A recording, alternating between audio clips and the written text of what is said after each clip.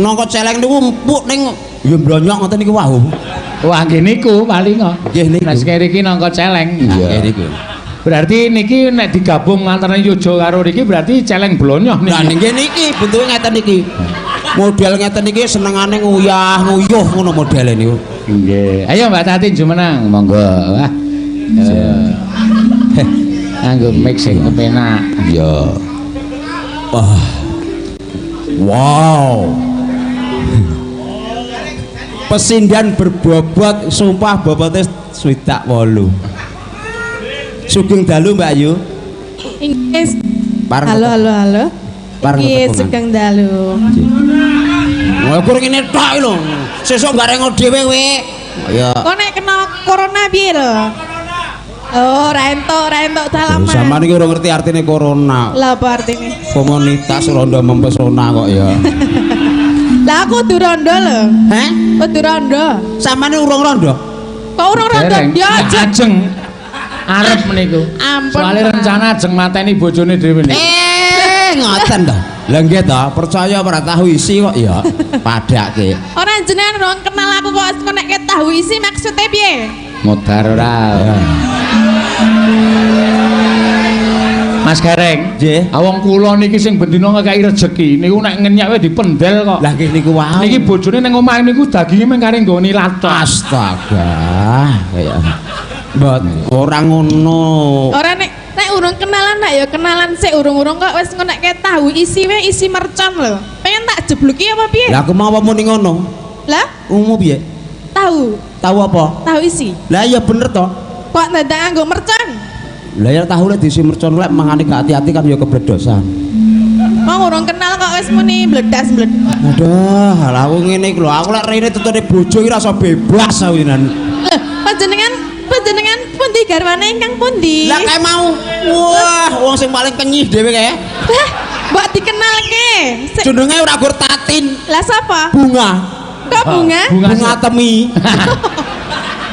Tak kira bunga tirah ngono. Oh ya, tepungan kene. Ya rene, masa wong wedok kok kan rono. Ah iya ta. Biasa sinden lek ngene iki ora suwe nyidam. Nyidam apa? Maksudnya Ngapa ngene? ngene. Iya, kok dadak nganggo ngene-ngene ngapa? Lah wong kan pertamane ya ngene terus ngene to. Ora sing ngene kari dhewe iki ngapa? Maksudnya nglairke. Ya iso wong nek awakan kaya kowe iki ya subur tenan kok, Tin. Tenan iki. Jarine kowe iki ketetesan banyu udane meteng. Lah ngene iku. Mulane aku nek udan ndelik ben. Samane nek ketemu iki bahaya iki. Ketemu iki. Jenengan kuwi lho. Kok iso bahaya-bahayane ku nang ndi? Lah iki rupane kaya banyu udan ngono kok. Aku. Ya aku terus tukang gledek kok ya. Iki sida salaman ora? Sida. Yo kek rene. Dang. Sapa jenenge sapa? Bareng. Iki rasa diremet-remet ngono lho nek. Ngono to, ndek aku ngene iki entuk 2 gram kok ya. Wah, lah ya maling jebulane. Maling piye? Maling ana penadahe kok ya aku. Lah endi penadahe? Kae lho. Pak Bejo kuwi lho. Nek sing nadahe. Nggih. Ayo dibawani Tin. Yo. Sriuning. Sriuning, engko men dijogeti Mas Gareng. Mas Gareng kok lemu to? Kudune Gareng ki cilik nggih pincang ngono kok iki lemu. Ngerti ya. Ngapa?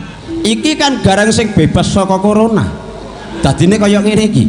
Oh, nek bebas corona ngene iki. Heeh, ora ngono. Gareng nang kene iki beda karo gareng Jawa. Gareng nang kene iki sampingane sing lebih ngene. Lah apa? Sampingane napa? Dodo sawit. Lumayan kok ya. Mulane kok ireng.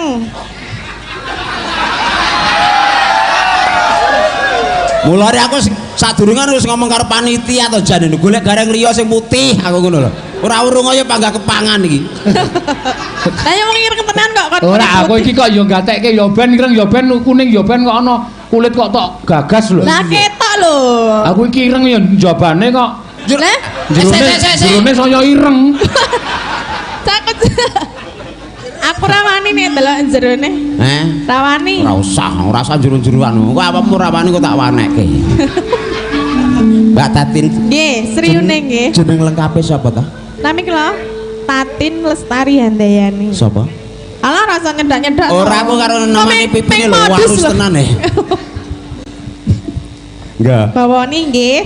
Heeh. Putri kang sulistyeng warni. Sumpah aku krungu lho. Ngapa? Prut ngono lho. Endi sing perut endi? Aku ngene mau kok ya. Krungu apa? Krungu. Ya keseran berarti. Srining mustika tuban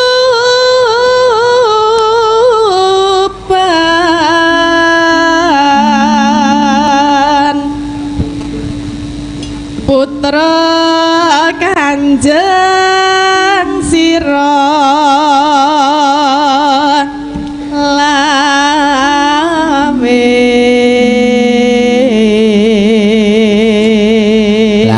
jejer ngono kuwi ketok lagi ya. Ketok napa nih? Ayo kowe putih, Mas Gareng ireng kaya kambil sawit dicencangi sapi. Ora kaya tai cecak. Lambene. Lah iki wis persis lho putih lho. Ngapa lho? Pak Gareng. Oh, Mas Gareng. Tatin piye dong? Wah. Mati Pak Gareng ora krungu Mas. Seprene aku celuk Mas lagi iki kok ya. Lah aku dene piye Mas? Walah bojoku sing ning kono kaya nyeluk aku piye wuk. Ah? Wuk. Wok ki piye? Takon ning mamaku, "Mak, wuk aku teng pundi?" Wowok. Wowok ki panggilan sayang. Panggilan sayang piye lek nang Jawa ku kono wuk ya wong edan kuwi kok ya. Lah aku ora ngerti kok ya. Wowok. Wuk. Bacana karan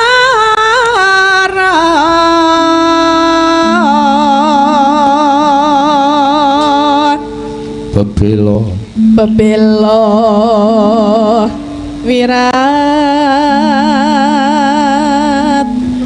moyo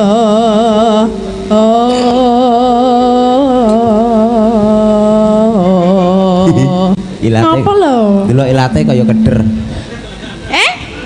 Ora. Lah nyuwara lek ilat ora keder kon piye? Kon meneng ae ngono. Ilate. Ora ya. Bulane ilate ya ireng. Kok kabeh ireng ra ono yang putih blas. Tenan kok Kang. Wis aku pokoke nek iki matiku dina iki pokoke. Heeh. Ngene aku jane dene aku semoh lho jane. Kok sik to Tatin iki ya kebangetan ora ana wong ireng kok sak ilate. Lah iya kok mbok jajal kan melet ra ireng jajal lo. Oh iya. Kae mbok tok mat. Lho. Malah iso keder lho. Lah ya ireng mboten? Hah? Ireng mboten? Abang kok. Abang iya buta warna iki. Endi ta jajal melet meneh? Ih. Kok kayak celeng mau. Aku harus ngurus si celeng mau lho. Mas. Hei. Celeng apa? Saiki ya apa ya ana jeneng celeng terus melet. Pada umumnya lek sing melet ku petik. Ya akar muni kuwi ora tegel. Ora mentolo ngono ta maksudmu ki? Ya. Ana. Tanurung sriuning. Apa ta? Ora ganggu ta? Lah Mbak Ning kok lho, Mbak Ning tanggoku lho senengane bubur. Gugur.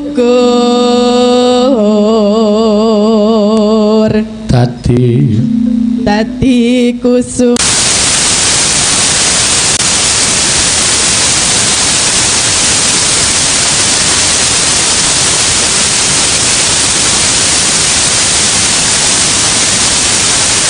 Mangga.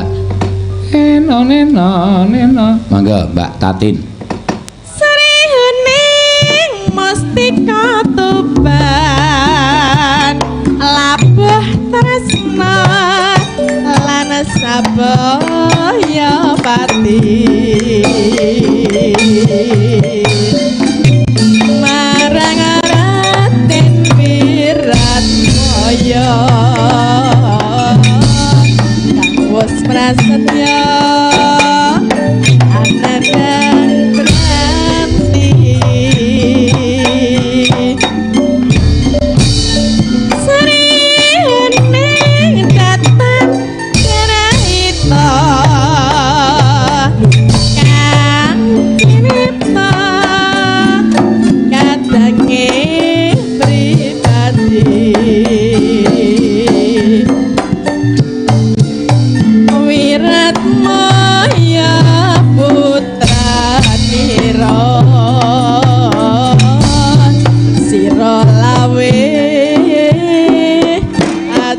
pati tuban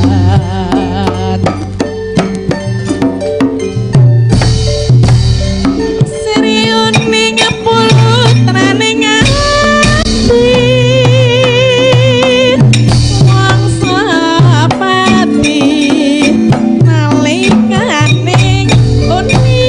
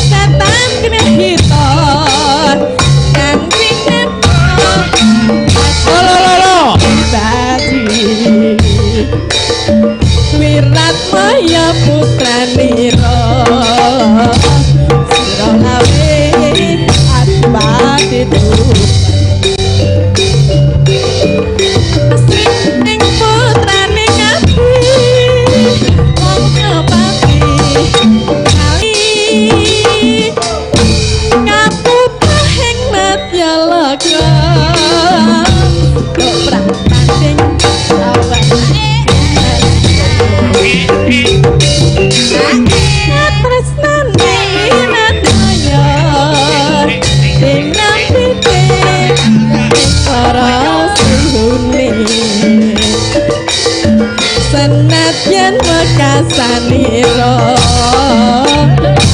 leno alaku aku ya sampun matur suwun Mbak Tati Nggih. wis kepareng ngaturake ya